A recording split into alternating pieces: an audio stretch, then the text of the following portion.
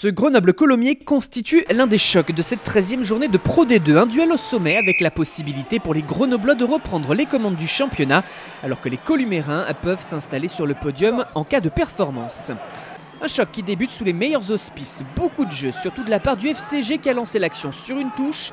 Les Isérois font circuler le ballon, le font vivre sur ce premier mouvement. Fabien Alexandre décale Bastien Guillemin.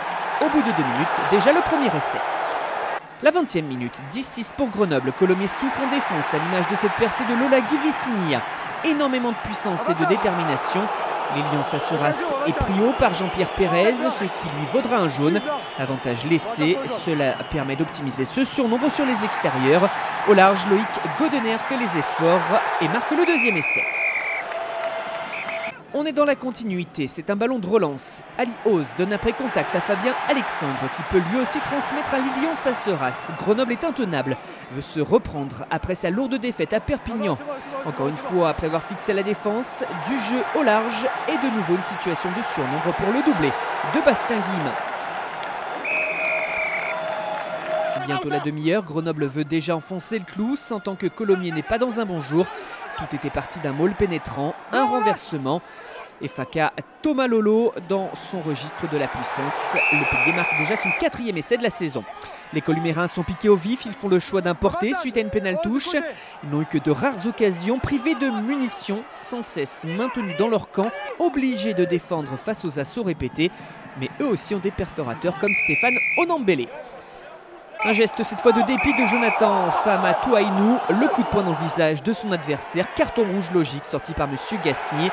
Déjà en difficulté, Colomiers va devoir jouer à 14. Grenoble mène 29-13 à la pause.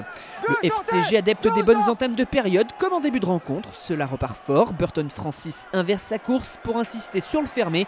Et c'est Loïc Godener que l'on retrouve lui aussi pour signer un doublé. L'écart est de plus en plus net. Pas le temps de souffler. Lucas Dupont qui déchire le rideau dans l'axe. Et met encore une fois le feu dans la défense adverse. Les soutiens arrivent vite.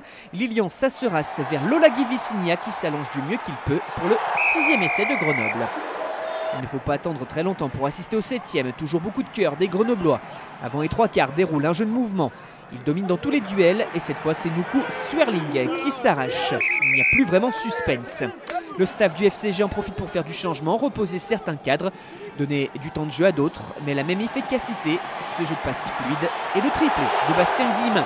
L'US Colomiers sait que l'écart désormais est rédhibitoire mais veut sauver l'honneur. Ce ballon porté suite à une pénale touche. Les défenseurs du FC Grenoble sont en sous-nombre. Miei Macoveil en profite pour ce sursaut. Les Haut-Garonnais ont plus souvent le ballon dans cette fin de match, eux qui ont été dominés dans tous les compartiments au Stade des Alpes. Un petit espace et sur cette libération, une finition sur le côté fermé par Sébastien Inigo. Ce n'est pourtant pas terminé au tour de Grenoble de répondre à ces 2 essais de Colomiers. Une passe croisée dans la course de Lucas Dupont qui était déjà au départ de l'action pour le 9e essai des Isérois.